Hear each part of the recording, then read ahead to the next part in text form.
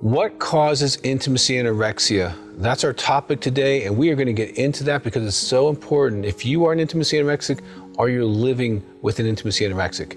Now, if you've yet to join our channel, please click the button. If you have a question, we want to hear from your heart so that we can respond to it as quick as possible.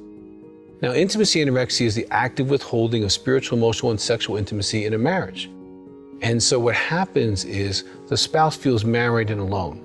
Intimacy anorexic is characterized by being too busy for your spouse, blaming your spouse for problems in a relationship, withholding love, especially the way they want to be loved, withholding spiritually, withholding sex as far as either not being present during sex or actually withholding sex, unwilling and able to share their feelings with each other, using anger or silence as a way to control in the relationship, having ongoing or ungrounded criticism, sometimes controlling around money, but your spouse feels married and alone. And so, how does someone get this way? No one wakes up and say, hey, I want to withhold from my spouse. I made this, this promise, this covenant in front of everybody that I was going to love, honor, and cherish, and I'm not faithful towards them. Okay, I'm not honoring them, I'm not loving them. Like, what's going on? How did I get this way? Or how did he or she get this way? So I'm going to give you the 4 basic causes of intimacy anorexic, and then I'm going to add a caveat. So you might want to write these down. And if you know someone who's struggling with intimacy anorexia, share this with them because they don't know sometimes how they got this way. And it's not like they necessarily thought at 4 or 5 or 6 years old, hey, I want to do this. Oftentimes, intimacy anorexia is a survival reaction mechanism that has created over time and really has become hardened. Now, before I get into the causes, I want to let you know there is hope. If you're an intimacy anorexic or if you're a spouse and you're married and alone, we have a lot of married and alone material. We have married and alone groups, Facebook groups, intimacy anorexic, there's material. There's phone groups you can get into. We do intensives here in Colorado Springs every single week of the year, okay? And so there's hope and there's help. You do not have to be stuck if you're an intimacy anorexic. Call the number on the screen and get help because that's what we're here to do. You'll be understood and you'll be validated. And if you're the spouse, we're not going to blame you for why they're anorexic. We want to help heal what's happened to you because of the trauma. The trauma of living with intimacy anorexic, we have proven it statistically. Okay, the book Partner Betrayal Trauma or the video is riveted with statistics showing the pain that you've experienced exactly like the one of someone who's experienced infidelity or sexual addiction. So here's the causes. Number 1, sexual abuse. Now that makes sense, doesn't it? If you're a child or a teenager and you've been sexually abused, you've been injured in the most intimate part of your being, and something switches inside of you. The things that used to be, I am safe, I can trust people, the world is a great place, existentially, you reverse that. I am not safe, I cannot trust people, and the world is not that safe of a place. So you go into protection mode, even in the deepest part of emotional and sexual intimacy, because you don't feel safe. And if this went on for a long period of time, or one time, it wouldn't matter. One time could flip it. When you're in that protective position, you are setting yourself up to be that way in a marriage, okay? Because oftentimes intimacy anorexia doesn't show up till after you're married. After that, there's no way out happens to you, okay? Sometimes it's even the wedding night. Sometimes it's months down the road. But you start experiencing that you can't come out and play, okay? And you're pushing them away by these behaviors. And you don't feel like you're doing it intentionally, but it's really consistent and it's measurable. And so sexual abuse can definitely be a reason for intimacy anorexia. Now, sexual addiction is also a reason for intimacy anorexia. Now, this makes neurological sense, okay? And not just psychological sense, but there's part of that as well. Because what happens is when a young man or woman gets into masturbation, okay, they actually hijack their sexual pleasure center and their templates. And we have a great video on sexual templates that can explain this in great detail. Now, what happens is you get this highest level of endogenous opiates, hits the prefrontal cortex of your brain, and you're literally glued to this object, this thing, whatever this thing is, okay? Now, this thing doesn't talk back. This thing is available 24/7, okay? It doesn't cost you anything emotionally. There's no risk involved with that sexual pleasure, and you become addicted to object relationship sex. which makes relational sex very hard. Sometimes you're closing your eyes during an actual real encounter because you can't be present. You have to escape to the other place to actually have a sexual release. And so sexual addiction actually hijacks you to object relationship sex. And what happens is you don't have the skills to be intimate because you have an addiction. Alcohol, drugs, sex, porn, food, whatever.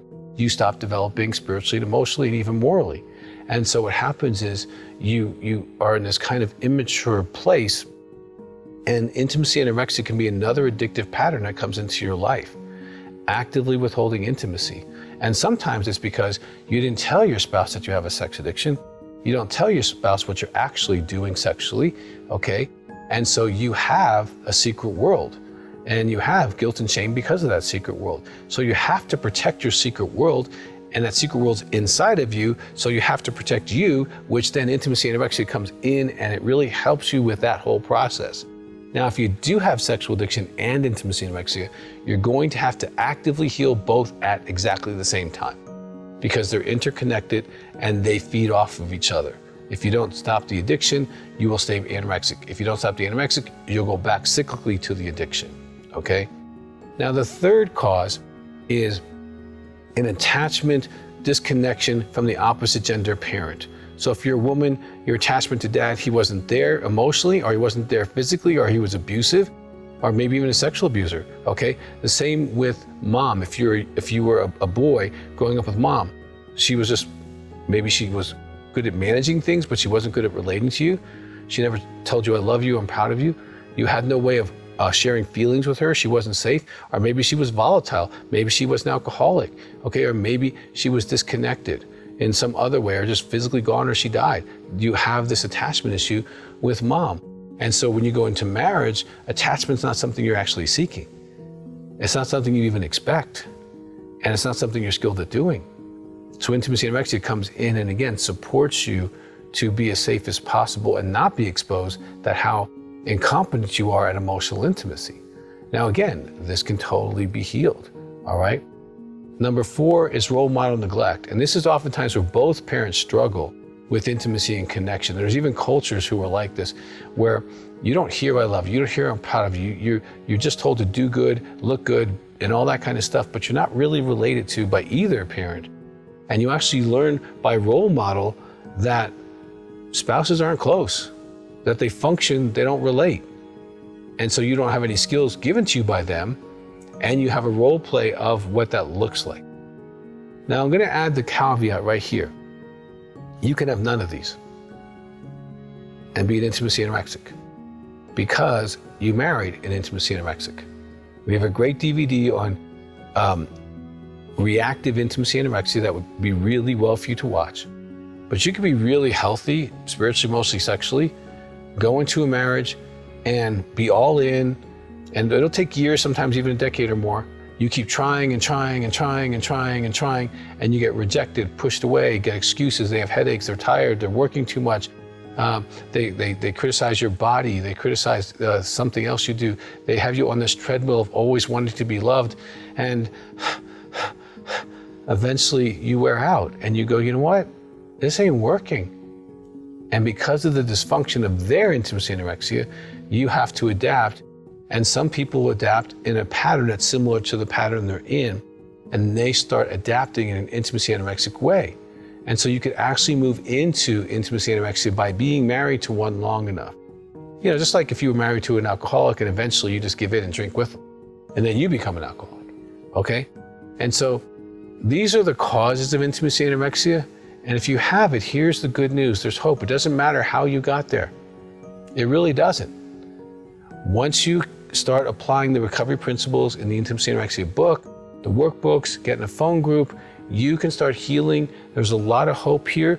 And I would recommend you call for an appointment, talk to a counselor or coach, find out what you need to do, and get moving in the process. Because no matter what your cause is, you want to be better. Okay, it doesn't matter how you gained the extra 100 pounds, okay? It matters that you start a process of removing it. And if you do, you can be healthy and happy the rest of your life. I have seen thousands of couples restored after intimacy anorexia. It's not a death sentence to the marriage unless that person doesn't want to heal. And then it becomes very hard to stay married to someone who won't love you. So, for the sake of yourself and the sake of your marriage, please take the next steps. And I hope this was helpful. And again, if you haven't subscribed, please do. If you have a question, we want to hear from you.